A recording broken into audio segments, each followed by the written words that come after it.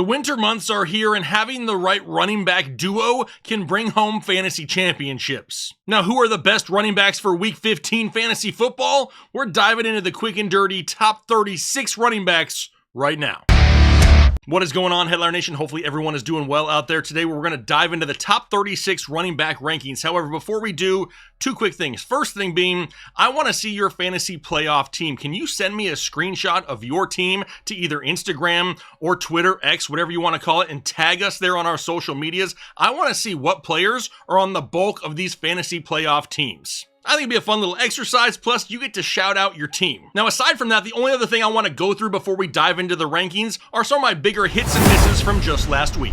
Now, when we look at the hits first, we got the likes of Isaac Guerendo, Chase Brown, and Tyrone Tracy. For Isaac Guerendo, coming into the week, he was still ranked around the RB20 in the consensus rankings. I had him all the way up inside my top 12. He finished at the RB2 before getting hurt. Then Chase Brown. For the first time all year, he was up inside my tier 1 options. I had him as the RB7 overall. He finished as the RB6. And then lastly, it's Tyrone Tracy. I had people last week telling me that his fumbling issues caused him to lose part of his role to Devin Singletary. I ignored those people, kept him inside my top 15. He finished as the RB12. But I had a few misses as well, guys like James Conner, Chuba Hubbard, and Alvin Kamara. For James Conner, Seattle came in hot on defense and just shut down James Conner 2 weeks ago. In that game, Conner had 7 carries for 8 yards. Then the dude comes out last week, has over 100 total yards and a receiving touchdown. How about Chuba Hubbard? He had a tough matchup against Philadelphia, but Carolina kept the game close, and every other running back on the roster got hurt. Chuba absolutely ate. I had him ranked way too low.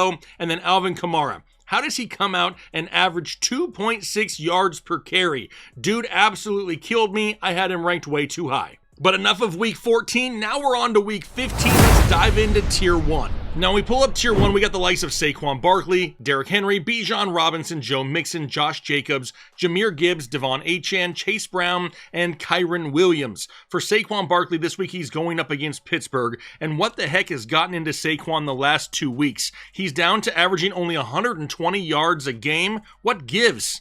Now, obviously, I'm joking. Don't worry. But Philadelphia still has something to play for, and Saquon is trying to put up some crazy season-high totals. Now, Pittsburgh is easier to run on, but this one will not be an easy one for Saquon Barkley. Then we got Derrick Henry going up against the Giants. I really wish he would have waited to cut his hair till the offseason. Call it superstitious if you want to. Y'all heard what happened to Samson when he cut his hair, just saying. But Henry is fresh off the bye, and New York allows the 7th most fantasy points per game to the running back position. Plus, Baltimore needs to win this ball game. That's why Derrick Henry's still all the way up at number 2. Number 3 is Bijan Robinson going up against Las Vegas, and he's continuing to see great weekly volume, even though Tyler Algier takes away some opportunity from time to time.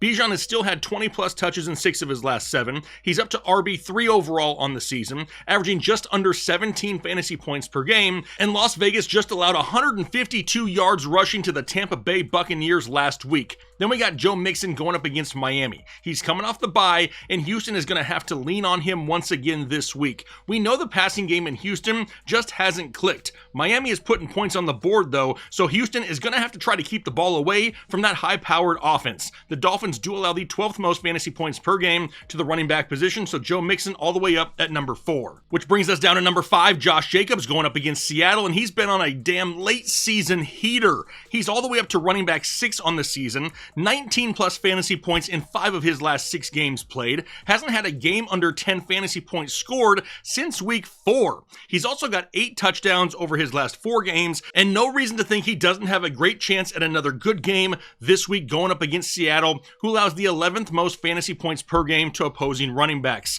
Then Jahmyr Gibbs going up against Buffalo. He's been one of the safest and most consistent running backs all season long. He's only scored less than 10 fantasy points in a game one time all year long. We know that Detroit is still playing to win the division, and Buffalo has allowed at least 120 yards rushing in 4 of their last 5 games. They actually allow the 3rd most fantasy points per game to opposing running backs, with Jahmyr Gibbs at number 6. Now after him, we got Devon Achane going up against Houston, and he has been surviving by touchdowns and passing work here as of late. He only has 5 games on the year with at least 100 total yards. His yards per carry have just absolutely cratered in 2024, down to less than 4 yards per carry. But he has stayed healthy, which is pretty surprising. Now he has a matchup going up against Houston, who allows the 5th fewest fantasy points per game to opposing running backs, but with his usage in this offense and the way the offense is putting points on the board, I had to keep him up inside tier 1. Then we got Chase Brown going up against Tennessee, and the dude is absolutely carrying fantasy football teams right now. 100 plus total yards in 4 of his last 5 games played, touchdowns in 8 of his last 10, 7 plus targets in 3 of his last 4, and he's doing it all against some tough defenses. Heck, he's doing it against the easy defenses as well. Now he's going up against Tennessee, who allows over 20 fantasy points per game to running backs. Chase Brown remains in tier 1. And then to round out tier 1, we got Kyren Williams going up against San Francisco. And he's finally put together good back-to-back games for the first time in a long time. 97 total yards and 2 touchdowns last week against Buffalo. Now has 3 straight games with a touchdown. When he faced San Francisco earlier in the year, he had 116 total yards and 3 touchdowns. Now this San Francisco defense is pretty banged up, so that's why Kyron's back up inside tier 1. Now, before we dive into tier 2 here of the running back position, I got to shout out today's sponsor, Turtle Beach. And I know there are a lot of you out there that could benefit from a set of Stealth 700 headphones. Now, maybe you're not a gamer. That's okay. They're Bluetooth wireless headphones. Do you like to listen to music?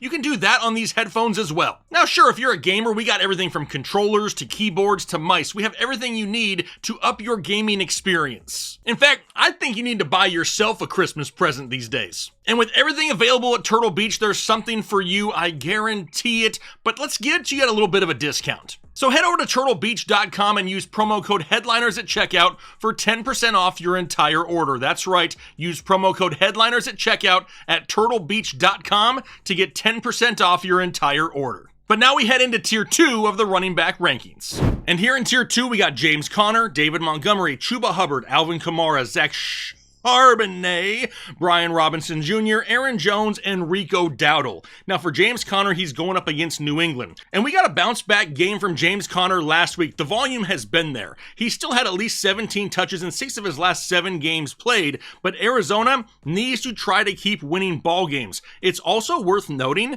that James Conner has had at least 100 total yards in 6 straight home games. This is a home game against New England, who allows over 21 fantasy points per game to running backs, so James Conner at number 10, the top of tier 2. Then David Montgomery going up against Buffalo, and he continues to be a safe weekly start. Just like Jahmyr Gibbs, David Montgomery has only 1 game all year long where he scored less than 10 fantasy points. In a matchup against Buffalo, who allows a lot of points to opposing running backs, you have to expect D-Mont towards the top of tier 2 like he is right here. Then Chuba Hubbard going up against Dallas, and really the only healthy option left in the Carolina backfield, which means it's going to be a lot of weekly volume going the way of Chuba Hubbard. At this point, Carolina is playing a lot better as well, keeping games closer and leaning on Chuba Hubbard almost weekly. He had 30 total touches just last week. Now he gets a matchup against Dallas, and they allow the 4th most fantasy points per game to the running back position, so Chuba Hubbard sitting right here at 12th overall. Now after him, we go down to Alvin Kamara going up against Washington, and he has a tendency to go off in the fantasy playoffs. I know we all remember a few years back with that 5-touchdown game, but he doesn't have a touchdown since week 6, and Kendre Miller does, and that's just plain irritating. He's already outperformed his numbers the last 2 years, and his volume has been huge. He's had 20 plus touches now in 5 straight games. Washington is coming off the bye week though, and they allow less than the league average to opposing running backs, so I dropped Alvin Kamara down a few spots. Then we got Zach Charbonnet going up against Green Bay. And right now, we do not know for sure whether or not Kenneth Walker is going to play. However, things aren't really trending in the right direction. Last week, Zach Charbonnet looked like damn Derrick Henry out there. Just under 200 total yards and a touchdown against Arizona. He also had 29 touches in that game. Now a matchup going up against Green Bay, they allow almost 21 fantasy points per game to opposing running backs. So if Kenneth Walker sits, we're going to see Zach Charbonnet right here up inside the top 15. Now, if by week's end Kenneth Walker does play, obviously Zach Charbonnet probably going to fall down into tier 4 or so. Now after him, we got Brian Robinson Jr. going up against New Orleans. Now he's coming off the bye week, and do not forget that Austin Eckler is still on the IR. Plus, Washington needs to keep winning ball games, and the Saints allow the 6th most fantasy points per game to the running back position. Then we move down to Aaron Jones going up against Chicago, and Minnesota right now overall is on a roll on offense, and it's leading to a ton of touchdowns here each and every week. Now Jones just faced the Chicago team a couple weeks ago and had 129 total yards and a touchdown. The Bears, they're easier to run on than throw on, so Aaron Jones still in tier 2. Then we round it out with Rico Dowdle, the last man inside tier 2, maybe one of the highest spots I've ranked him all year long. He's going up against Carolina. But here's my biggest issue. The Dallas play calling is some of the dumbest I have ever seen in my 30 plus years of watching football. It's like they find something that works and then absolutely abandon it, and then they replace it with a bunch of crap that doesn't work. Last week, Rico Dowdle could not be stopped, yet he didn't even get 20 touches. If I were a Cowboys fan, I would be going crazy right now with how horrible this overall offense produces most weeks. But in a matchup going up against Carolina, they allow the most fantasy points per game to opposing running backs. If Rico can't do it this week, he can't do it any week. Which will then take us down to tier 3. Jonathan Taylor, James Cook, Tony Pollard, Braylon Allen, Rachaad White, Ramondre Stevenson, and Najee Harris. For Jonathan Taylor, I get it. This is a little bit low, and honestly, it may be a little bit too low. I'm taking a little bit of a risk here, but he's going up against Denver. And even though I hate to put him this low, he really hasn't given us enough hope to put him higher. Over the last 6 weeks of the season, he's the RB 30 overall. He has single-digit fantasy points in 3 of his last 5 games, and Anthony Richardson is out there taking away his touchdown upside. Oh yeah, not the easiest of matchups either. Denver allows below the league average to opposing running backs, so Jonathan Taylor at 18th overall. Now after him, I got James Cook going up against Detroit, and he's coming off his worst game of the year. 8 touches for 29 total yards against the Rams. You gotta remember though, Buffalo has already clinched the division, and they are 2 games back from the number 1 overall seed. Lowering player usage is definitely a possibility when it comes to the Buffalo Bills. They have other options in this backfield that they can use each week. But like we've seen at times this season, James Cook can do a lot with a little. So really the deciding factor to me was the matchup going up against Detroit. They are super tough to run on, but that defense is really banged up right now. I wanted to be sure to keep him up inside the top 20, but I got him at number 19. At 20 is where I got Tony Pollard going up against Cincinnati. And Pollard has been a solid RB2 most of the year. He's been fairly consistent. He's just not a guy you can really feel comfortable with weekly. But he has now had at least 120 total yards in 2 of his last 3 games, and Will Levis is not 100% healthy. Maybe we have Mason Rudolph this week. We do not know for sure. But Cincy, on the other hand, is much easier to throw on than run on. Due to the fact that this Tennessee offense has trouble finding the end zone from time to time, that's why I got Tony Pollard at RB20. Then we have Braylon Allen going up against Jacksonville. And you have to think with Breece Hall not 100%, the Jets eliminated from the playoffs, and capable options like Braylon Allen and Isaiah Davis, we probably won't see Breece Hall this week or maybe for the rest of the year. Now having a split backfield with Braylon Allen and Isaiah Davis, that's going to hurt overall ceilings. But in a matchup going up against Jacksonville, who allows the 2nd most fantasy points per game to the running back position, Braylon Allen's right here mid-tier 3. Then we have Rachaad White going up against the Chargers. And this one right here has a lot to do with the availability of Bucky Irving. Now he is out at practice, but can we trust him if he plays? Could he leave the game early again like he did last week and absolutely kill us? Plus, this is not a great matchup. The Chargers allow the 6th fewest fantasy points per game to the running back position. If Bucky misses, Rachaad White is a top 15 to 20 back. If he plays, the split is absolutely going to suck and keep both these guys probably somewhere right around tier 3 and tier 4. After that, we got Ramondre Stevenson going up against Arizona. He's coming off the bye week, and who knows what to expect from this New England offense. Stevenson hasn't had a touchdown in a month. The Pats as a whole are a low-scoring NFL team. Now, this Arizona defense was absolutely shredded last week by Zach Charbonnet. But I'm not ready to write off that defense altogether. Arizona hadn't allowed over 70 yards rushing to a team in the 4 games prior to last week, so not an easy matchup this week for Ramondre Stevenson. How about Najee Harris going up against Philadelphia? Najee has had a tough schedule here as of late as well. 2 games against Cleveland, Baltimore, and now Philadelphia, all super tough teams to run on, but the touchdown chances are helping him each and every week. Plus, George Pickens is out, and Pittsburgh will want to keep the ball away from Philadelphia. This just screams another RB2 week